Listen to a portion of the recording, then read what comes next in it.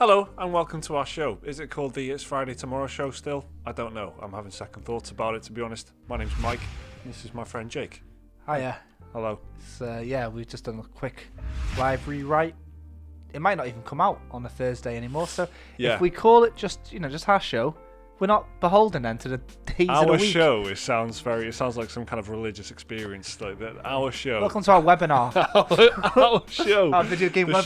Show with no name. It's just our show. Anyway, on with our show.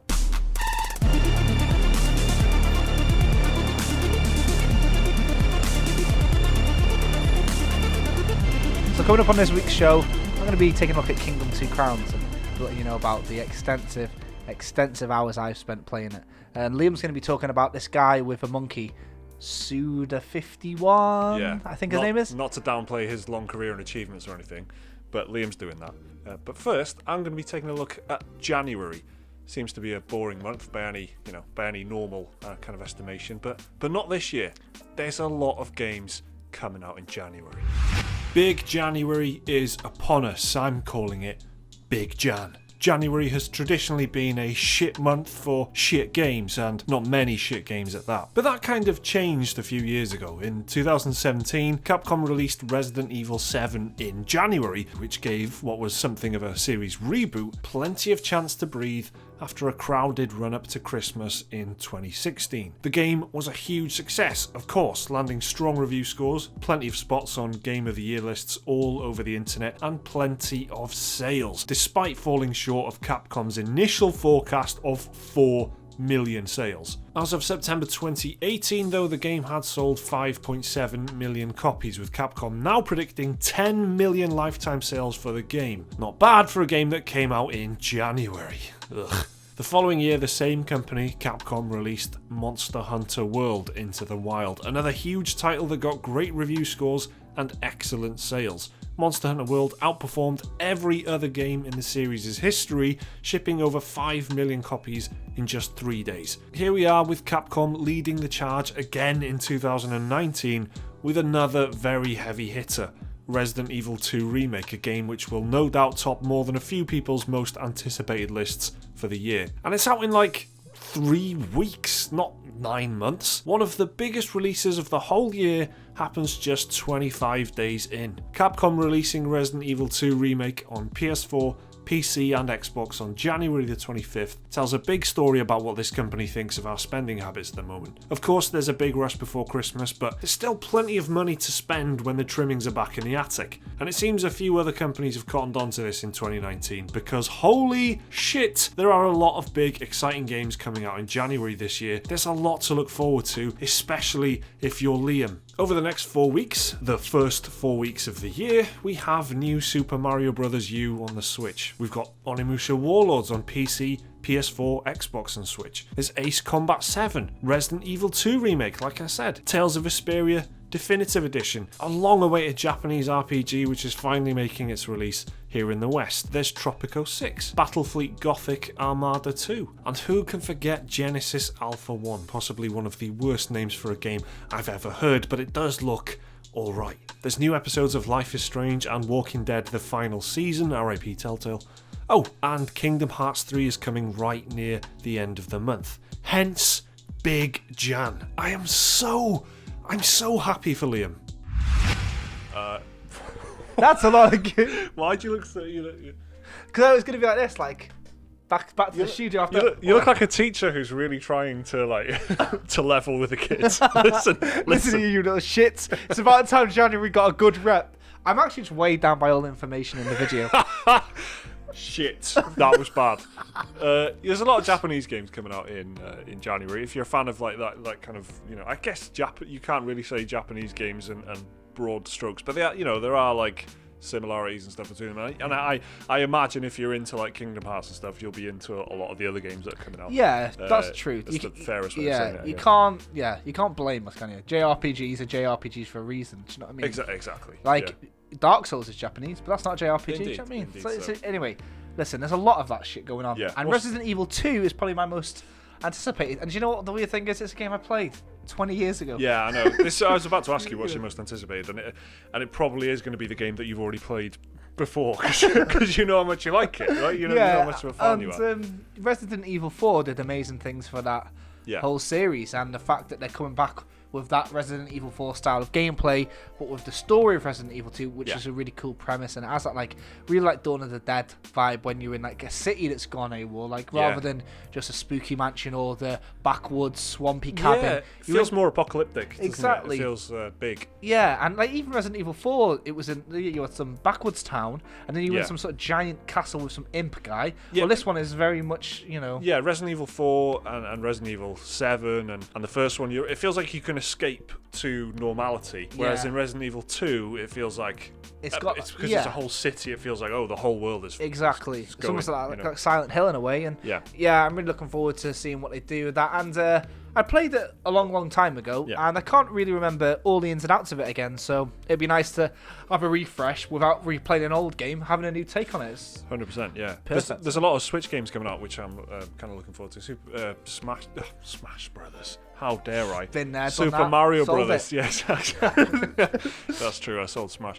No, Super Mario Brothers U, which I haven't played because it was on the Wii U, and a lot of the cool ports that are coming to the Switch, they're games that were on the Wii U, which of course 12 people in the world owned. So I wasn't one of those 12 people. So I haven't played a lot of these Wii U games, and like Mario Kart 8 is probably the best example of a Switch port from the Wii U, which has done huge numbers. It's always near the top of the charts on the eShop and stuff like that. A great multiplayer game. It's Mario Kart in it, obviously. So the Mario, and there's a bunch of other games coming on the Switch, as has been the case for the last months and months and months. And will be for a long time to come. Yeah, exactly. But that's a Mario Party. It's not a Mario Party. It's a Mario game. Not like Mario Party. It's a Mario game when he's doing his Mario things. The thing that he's actually known for, which is jumping and headbutting stuff. Side to side and jumping on. Yeah. Anyway, talking about Switch games, Jake has been playing a lot of one particular Switch game. Kingdom Two Crowns is a 2D pixel art minimal strategy game from Coatsink, Marco Bancale, and Thomas Vanderberg. This is the second Kingdom game. You might notice it looks just like the first Kingdom game. And that's because this one feels more like a Binding of Isaac rebirth situation than a true sequel. And instead, this feels like the game that developers wished that they'd given us originally, rather than a new imagining or a direct continuation of the story. It's so definitive that in fact, if you're listening to this and you're interested, you can completely ignore the first Kingdom or Kingdom New Lands, whatever. Just go straight for this one. You're missing absolutely nothing. This is the only one. It's Highlander, mate. Speaking of swords and that, this is a game where you don't control any people with swords. Warriors, archers, builders, you just control your monarch, just riding around, chucking coins at people and saying, hey, get back to work. Mechanically, that's it. Going from left to right, paying your way, and that's it. Want to build a boat? Coax a hermit out of a house, upgrade the wall, just put a coin in the thing. Anything. It's an incredibly simple premise, but this 3-button setup is all the game needs to give you, because the depth, the longevity of the game comes from the day and night gameplay loop and what you do in that day and night cycle. During the day, you're expanding, you're building, recruiting, and then at night, you're running back to your kingdom's walls and you're holding out there while waves of enemies called the Greed just slam themselves at your defenses trying to get in. When it comes to strategy, the game is more of a tower defense than an RTS, at least for battles, but it's the management of money that's the real key focus here, and that's where a lot of the depth comes from. If you've only got a few coins, do you get a couple of archers to help with defense and hunting, or do you upgrade that wall that's been taking a battering and falling apart for the past 3 days? Whatever the decisions are, they've kept me hooked for hours and hours this Christmas. I've not really played anything else. There's so much to do in the game that I've not even completed it yet. I've just been playing it over and over again. It's cliche, I know, but I'm still trying to explore all the weird mysteries in the game. They don't tell you anything, you see. You've just got to figure it out by just putting coins in things and going, oh, right, that's what happens when I put a coin in that. So what's the point of the game then? Is it to just put coins in things? Well, no. It's actually to conquer 4 islands and exterminate the Greed once and for all. You've got a lot of backtracking to do when you unlock new technologies and have to revisit your very first kingdom, and to do that you have to build a lot of ships. But other than that, I don't really want to spoil it by revealing all of the game's complexities and the systems that you'll unlock as the game goes on, because in fact when you find that out and you have that moment where you put the coin in the right thing and go, oh my god, this is what happens, it's a great feeling. Kingdom Two Crowns also has multiplayer, and if you're fortunate enough to have someone who's into some sort of meditative, relaxing, pixel art, tactical nonsense, then you're going to have a hell of an easier time completing this game than if you play alone. Don't have anyone like that? Well, you can play online, unless you're on the Switch, which apparently is going to be introducing that feature in February. Online, you can play some nice minimal co-op experience that requires no real communication with anyone, and importantly, no headset fucking shit talking from strangers. You can just relax, and play as a team. No worries about anything else. Playing co-op gives you a helping hand in exploration, as one of you can head west and explore, while the other, obviously, heads east. If one player is lost to the greed and they die, the other player can bring them back for a measly couple of coins. Speaking of dying, my favourite thing about Kingdom 2 Crowns compared to the other games is that when you die, that's not it. In the original installments, when you died, you had to start again, completely from scratch. This time around, you've got the ability to play again. Your kingdom's just crumbled a little and you've lost some progress along the way. It hasn't totally lowered the stakes and you still really want to stay alive in this, but the fact it's not a complete clean slate every time is a difference between me trying again for that night or just turning the game off until I've cheered up a day or two later. So that's it, Kingdom 2 Crowns, a game that only came out a few weeks ago, and honestly it's a massive shame because I'm convinced that it'd be in loads of people's Game of the Year list if it came out a little bit earlier, especially people with more of an indie focus. It's out now on a Nintendo Switch and PC, and if you've got Xbox Game Pass, it's on there. It's well worth it. It's actually one of the best games I played last year. I can't say fairer than that. I've spent hours on it. I spent more time on this than some AAA games I've played. It seems ridiculous because it's so minimal, but it's so addictive. I can't not recommend it. So there we go. If you've not checked this out before, you might want to check it out. It's got a really nice price, and if you've got Game Pass, it's on there. Sound as fuck. Can't say fairer than that. Thank you. So how come you like this so much? Why have you been playing it? I don't know. Like, I'm very surprised actually that this game hasn't done as well as I thought it was. It's like the Binding of Isaac to me. It's like got this roguelike thing. This is like the definitive edition of it. Yeah. Even though it's a sequel, it's not really, is it? It's the same game with a bit of co-op, and then they've took away some of the roguelike elements. Yeah. But this development company have done this other one, Bad North. Remember that? Like little nice. So I don't know. This game seems like no one's talking about it. I don't know. Yeah, I know what you mean. Definitely. It's very therapeutic. Do you know what I mean? I'm very busy over Christmas, and I'm just playing on this, and I'm like, oh, the music's nice. Yeah. It's like, because it's micro strategy, and you're not having to control units. It's almost like a tower defense game, and it's something about it. You can just go in. I know where I am every time, and if I start again, I know exactly what I need to do to get back. It's got that roguelike thing, which is actually becoming quite tiresome to say that. Every game is. Yeah, it is. No, for sure. But it's done right. How much did you play the first one, the original one? Quite a lot, but that is so roguelike. When you die, you completely start again. It's gone, yeah. And you've lost like 5-6 hours of progress. Whereas this, you can go back to your previous lands and stuff like that. And crucially, it's single player. And I actually ended up on Christmas Day playing this for about 4 hours co-op. Yeah. So it was a really nice time. And I don't know, something about it. What is so good about it is you don't have to talk about what it's about. It doesn't flood you with menus. It's just like in the game, nothing stops you. Nothing stops your momentum. You've got that classic day and night loop that keeps things going and rolling over. Beautiful art style. And like I said, you're not like, oh, this is your supercharged attack. Do this to do this. It doesn't tell you anything, and that's what's so good about it, actually. No, the original. I haven't played the new one, but the original is kind of a masterclass in that kind of like downplayed, and there's barely any UI. There isn't a UI really. I mean, there's a little bag of coins and stuff like that. Yeah, that's it. But that's basically it, and it's all about what you're seeing in the world and on the screen, and obviously the art style is like kind of retro, sort of simplistic type thing. But yeah, it's a very relaxing game. I thought the original. Yeah, I think one thing that people connect strategy games with is stress, and actually, this doesn't do that really. It's got more of a Stardew Valley vibe than anything else. Day and night cycle, pixelated graphics, and all that. Yeah, for sure. Very good. Regular, for sure. Normally with strategy games, you need to be like switched on and looking at all your different options and stuff. But whereas this is like a very stripped back, isn't it? And yeah, it's about if it got any further stripped back, it wouldn't be. It's the folk music of video games. Yeah, lo-fi, baby. Yeah. Very good game. Though. Highly recommend it, especially if you want to chill out. It's not just on the Switch though; it's everywhere else as well. So. One guy who makes games that very much are not chilled out though is Suda 51, who turns 51 this week, or has turned. I think his birthday has already been. Liam's going to do a thing now about that because his name is Suda 51.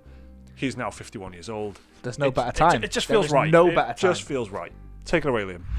This week, legendary game designer Goichi Suda, better known as Suda51, actually turned 51 years old. Suda is best known as the founder and CEO of the development house Grasshopper Manufacture, but he's had quite the career in the games industry and is known for his punk-like attitude toward game development. Suda started his career as a writer for Human Entertainment, where he worked on the Twilight Syndrome series of adventure games and the Super Fire Pro Wrestling series. It was here that Suda started to earn a reputation for making unconventional games, and he eventually left Human Entertainment to start Grasshopper so he could fulfill his wish of making original games. Grasshopper's debut game was The Silver Case for the PS1, an adventure game about two detectives who investigate a string of bizarre murders. The game remained exclusive to Japan for many years until a HD remaster was released in 2016, but the game was a success in Japan during its initial release, and it helped establish Grasshopper in the industry. Suda's follow-up game was Flower, Sun and Rain for the PS2, an adventure game about a man caught in a time loop who tries to solve people's problems on the island of Lost Pass. Like The Silver Case, Flower, Sun and Rain remained exclusive to Japan until a Nintendo DS port was released worldwide in 2008 and 2009, but the game was successful during its original Japanese release, and it helped cement Suda's reputation for quirky game design. In 2004, Suda acted as a producer on the survival horror game Michigan Report from Hell, but it was his next game that would bring him and Grasshopper to the attention of people worldwide. In 2005, Suda and Grasshopper released Killer 7 for the GameCube and PS2, an action-adventure game about a group of assassins who uncover an international government conspiracy. Killer 7 was published by Capcom and was the first Suda game to be released outside of Japan, and while reviews about the game were divisive, it eventually became a cult classic because of its complex plot, highly stylized graphics, and unconventional gameplay. Killer 7 is also frequently referenced in debates about games being recognised as art, and it recently received a HD remaster on PC, which has reignited interest in the game. After Killer 7, Suda worked on quite a few games, but his next big hit would be No More Heroes for the Wii, which released worldwide in 2008. No More Heroes is a hack-and-slash game which follows the exploits of Travis Touchdown, an assassin who attempts to become the highest-ranking member of the United Assassins Association. Upon release, No More Heroes received very positive reviews, with many reviewers praising the game's sense of style, its combat, and its motion controls, and some reviewers even singled it out as being one of the Wii's must-play games. After No More Heroes, Suda started to take on more of a managerial role in Grasshopper, overseeing most of the company's projects, but he was still heavily involved in the writing and design process for many games, and occasionally returning to direct games such as Fatal Frame 4, which only released in Japan. In 2010, Suda oversaw the development of No More Heroes 2 Desperate Struggle for the Wii, which received positive reviews, with some critics calling it an improvement over the first game, but it was not a commercial success, selling less than the first game. In 2011, Suda collaborated with Resident Evil creator Shinji Mikami, Silent Hill composer Akira Yamaoka, and publisher EA on the action horror game Shadows of the Damned for the PS3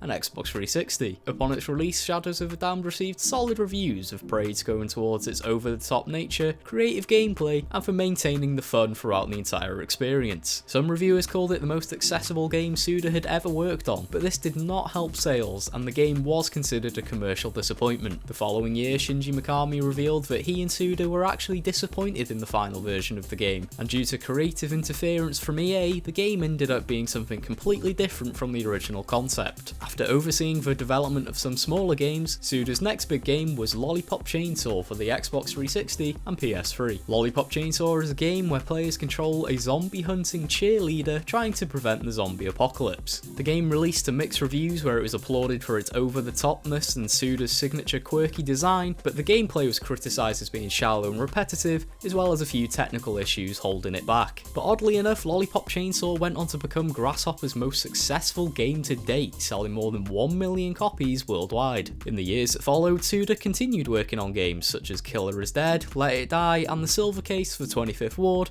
as a writer, producer, and creative director. But in 2019, Suda will return to the director's role once again for Travis Strikes Again, a spin-off of the No More Heroes series, which is due to be released on January 18th, exclusively for the Nintendo Switch. So there you go folks, a look back at the career of one of gaming's most interesting creators. There's nothing quite like a Suda game, and here's hoping there are many more to come. Happy birthday, Suda! So that was Liam doing a thing about Suda 51. Fun fact, we are recording this on the 2nd of January. We've only just realised that, yeah. And which is his actual birthday. So happy birthday, Suda 51. Suda. We'll have a bit of fruit tea loaf to celebrate. Well, let's everyone calm down. All right? Okay. So that was the It's Friday Tomorrow show, maybe, or our show, as just it's a good name, that our show. I know what it's you mean. So it's a wholesome. big God channel, though, isn't it? It's a bit yeah. Anyway, his show. Our show. It's called Our Show until further notice. This is terrible marketing and branding, but who cares? We might have a different name next week. That's just the way things are going to roll in special moves in 2019. We do what we want, all right? Good. Do you know what I want to do? Play some games with our name? patrons. Oh, right. Yeah. Okay. Great. good segue again. Patreon gaming night. Yeah, we like to play games. We like to play games with other people. We're a channel that amasses some thousand viewers, so it's nice sometimes to take time out with our patrons and play some games. And if you're one of those lucky patrons, well, hey, our next game night's coming up on Monday, and guess what we're playing it on? Xbox, baby. We got Xboxes. Xboxes. Thank you very, very, very much to our patron Stu, who bought Special Moves a couple of Xbox Ones.